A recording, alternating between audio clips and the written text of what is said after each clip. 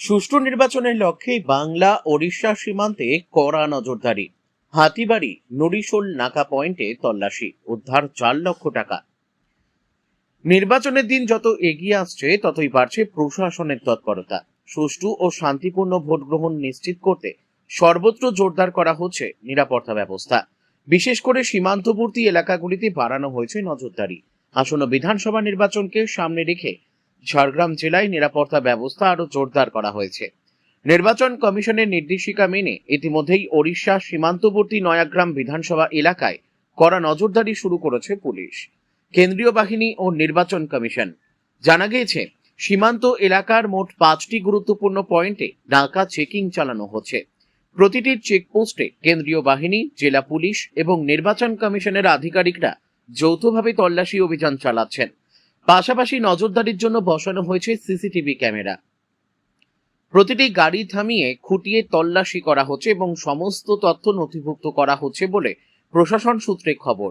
গোপীবল্লভপুর থানা এলাকার বাংলা ও ওড়িশা সীমান্ত সংলগ্ন হাতিবাড়ি ও নরিশোল নাকা পয়েন্টে একাধিক গাড়ি থামিয়ে কড়া নজরদারি চালানো হয়। উপস্থিত ছিলেন গোপীবল্লভপুরের এসডিপিও পারভেজ সরফরাজ, গোপীবল্লভপুর থানার আইসি অজয় কুমার সিং সহ অন্যান্য প্রশাসনিক আধিকারিকরা। গোপীবল্লভপুরের এসডিপিও পারভেজ সরফরাজ জানান, সম্প্রতি এলাকায় দুটি পৃথক জায়গা থেকে মোট 4 লক্ষ টাকা উদ্ধার করেছে পুলিশ। দুটি স্থান থেকেই 2 লক্ষ টাকা করে বাজেয়াপ্ত করা হয়।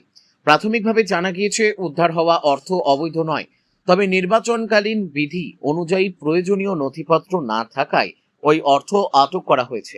প্রশাসনের তরফে জানানো হয়েছে, নির্বাচন বিধি কার্যকর হওয়ার পর 50,000 টাকার বেশি নগদ অর্থ বহনের ক্ষেত্রে নির্দিষ্ট নিয়ম মানা বাধ্যতামূলক। সেই নিয়ম না মানার ফলেই টাকা বাজেয়াপ্ত করা হয়েছে। বর্তমানে উদ্ধার হওয়া অর্থের সমস্ত তথ্য খতিয়ে দেখছেন পুলিশ ও নির্বাচন কমিশনের আধিকারিকরা।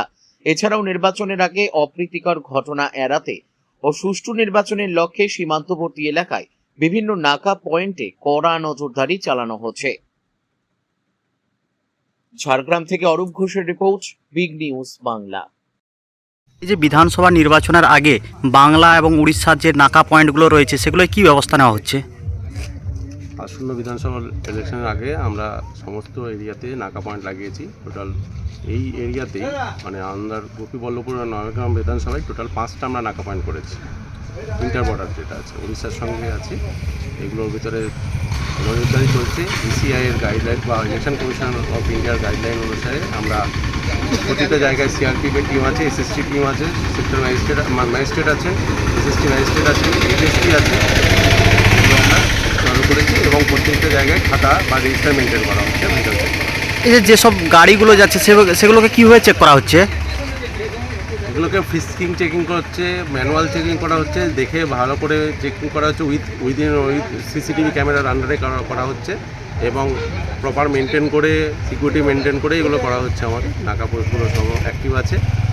কোথাও কিছু যদি ইলিগাল কিছু নজরে আসছে সেগুলো আমরা সিজ করার চেষ্টা করছি। বাকি এমনি বিভিন্ন সময় যে অভিযোগ উঠে বরাত দিয়ে অনেক সময় ভোটের আগে টাকা ঢুকছে, সেই জায়গায় কি টাকা কোথাও উদ্ধার হচ্ছে বা কিছু? এখনও পর্যন্ত অভিযোগ আমাদের কাছে যা আসছে আমরা চেক করছি প্রতিটা পুঙ্খানুপুঙ্খভাবে এবং এরিয়াগুলো আমাদের চেকিং চলছে। এই মুহূর্তে গত কিছুদিনের আগে আমরা গোপীবল্লভপুর এরিয়ায় 2 জায়গায় আমরা টাকা পেয়েছিলাম। 2 লাখ করে 4 লাখ টাকা এসছে 2 জায়গায় আমরা উদ্ধার করেছি। বাট এইগুলো টোটাল যে ফর্ম আছে সেখানে আমরা ডিস্ট্রিক্ট মনিটরিং কমিটিতে পাঠানো হয়েছে। তাদের সেটা যে ভোট পারপাসে টাকা নিয়ে গেছিলো সেটা নয়। ইলেকশন কমিশন, অনারেবল ইলেকশন কমিশনের একটা গাইডলাইন আছে, 50,000 টাকার বেশি মূল্য নগদে কেউ এই মুহূর্তে নিয়ে যেতে পারবে না উইদাউট এনি পারমিশন, মানে প্রপার ফর্ম থেকে পারমিশন নিতে হবে। তো সেইগুলো তাদের কাছে ছিল না 2 জায়গাতেই। সেইগুলোর জন্য আমরা সেটা সিজ করেছি এবং সিজ করার পরে যে প্রপার ব্যবস্থা নেই সেটা করানো হয়েছে। Thank you.